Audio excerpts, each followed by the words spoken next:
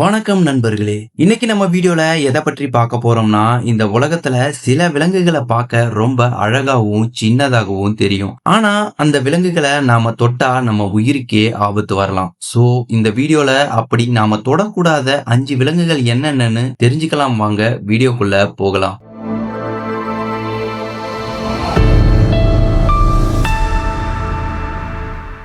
First நம்ம பார்க்க போறது ப்ளூ ரிங்டு ஆக்டோபஸ். இந்த நீல வளையத்துல இருக்க ஆக்டோபஸ் ஹெபலோக்லேனா இனத்தை சேர்ந்தது. இது ஜப்பான் முதல் ஆஸ்திரேலியா மற்றும் பசிபிக் இந்திய பெருங்கடல்ல காணப்படும். அது சாதாரண நிலையில மஞ்சள் நிறத்துல தான் அதோட தோல் காணப்படும். அதுக்கு ஏதாவது மற்ற விலங்குகள் அச்சுறுத்தப்படுத்தும் போதுதான் நீலம் மற்றும் கருப்பு வளைய நிறங்களா அதோட தோல் நிறம் மாறி காட்சியளிக்கும். அது நண்டுகள், ஹேர்மிட் நண்டுகள், இறால் மற்றும் சிறிய கடல் விலங்குகளையும் உணவா சாப்பிடுது.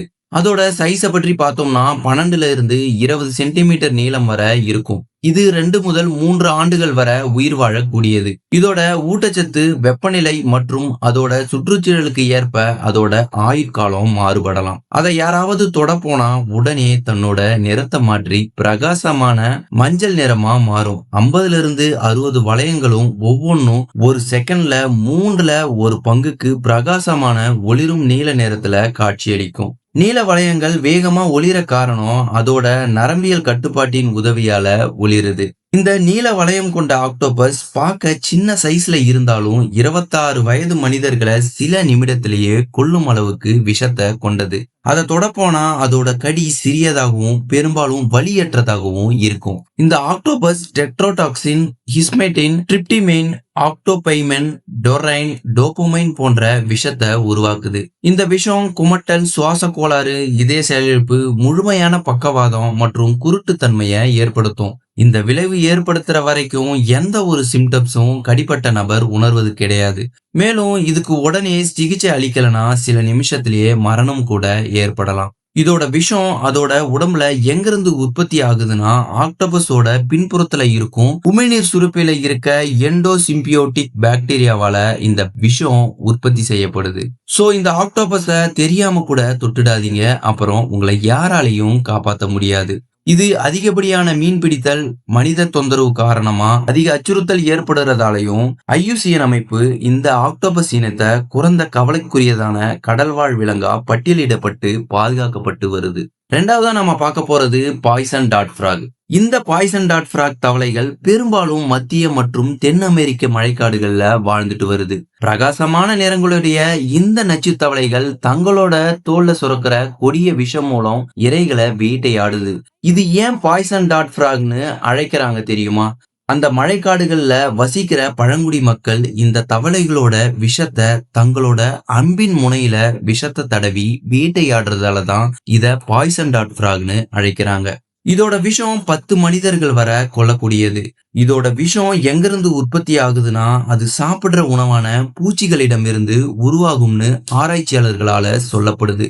இந்த தவளைய நாம தெரியாம கூட நம்ம வெறும் கையில தொட்டாலோ அல்லது கொஞ்ச நேரம் கையில வச்சிருந்தாலோ அடுத்த சில நொடிகளிலேயே நாம இறந்துடுவோம்.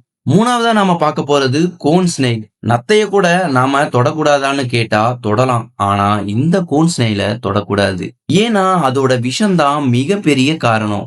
இது பொதுவா வெப்பமண்டல கடல்களிலும் பெருங்கடல்களிலும் வாழ்ந்துட்டு வருது. இத பார்க்க சங்கு மாதிரி கூம்பு வடிவத்துல இருக்கிறதாலதான் இத கோன் ஸ்னைல்னு அழைக்கிறாங்க. இந்த கோன் ஸ்னைல் தங்களோட இரையை வேட்டையாட ராடுலா பல்லுங்கிற ஈட்டி போன்ற அந்த கூர்மையான பற்களை பயன்படுத்தி புழுவோட உடம்புல கொட்டிட்டு பின்வாங்கும். அந்த விஷம் புழுவோட உடம்ப செயலிழக்க செய்யற வர காத்திருந்து அத உணவா உட்கொள்ளும் இந்த கோன் ஸ்னேல். இந்த கூம்பு நத்தைகளால மனிதர்கள் கொல்லப்பட்டதா 30 பதிவுகள் இருக்கு. அதோட விஷத்துல வலி நிவாரணி இருப்பதாலையும் அதால பாதிக்கப்பட்ட மனிதர்கள் கொஞ்சமான வலியை மட்டுமே அனுபவிக்கிறாங்க.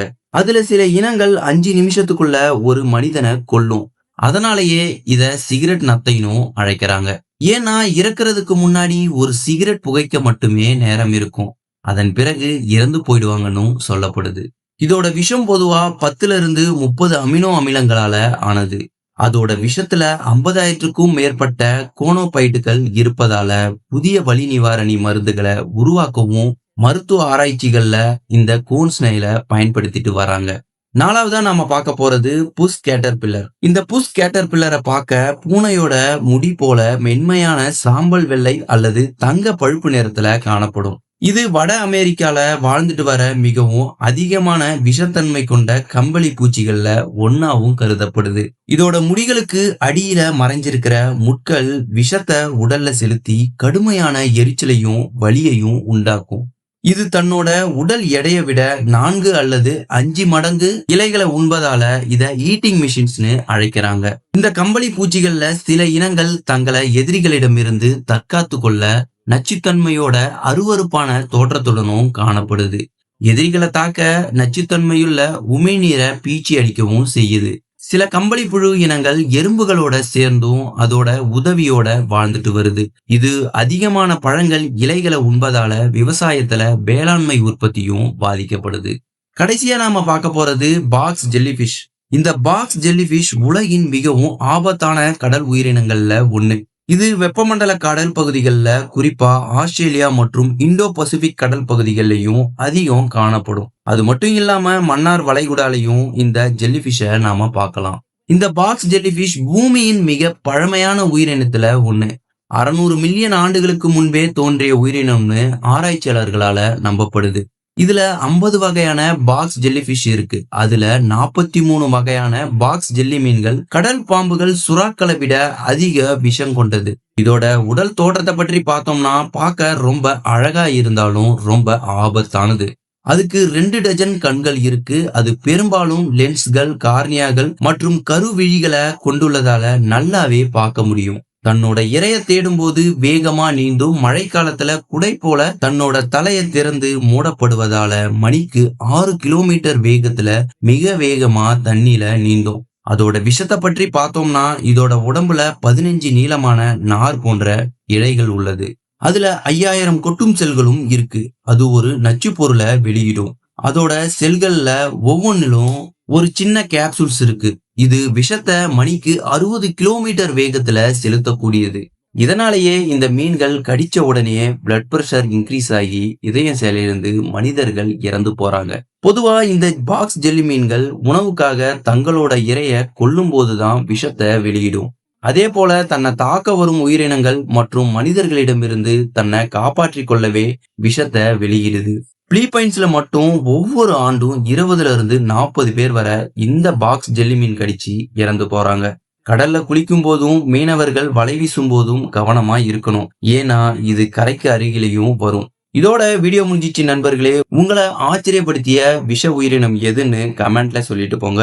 இந்த மாதிரி இன்ட்ரெஸ்டிங்கான வைல்ட் அனிமல்ஸ் பற்றி நிறைய தெரிஞ்சுக்கணும்னா உடனே நம்ம வைல்ட் ஒண்டர்ஸ் தமிழ் சேனலை சப்ஸ்கிரைப் பண்ணி வச்சுக்கோங்க. மீண்டும் நம்ம இன்னொரு வீடியோல சந்திக்கலாம். Thank you.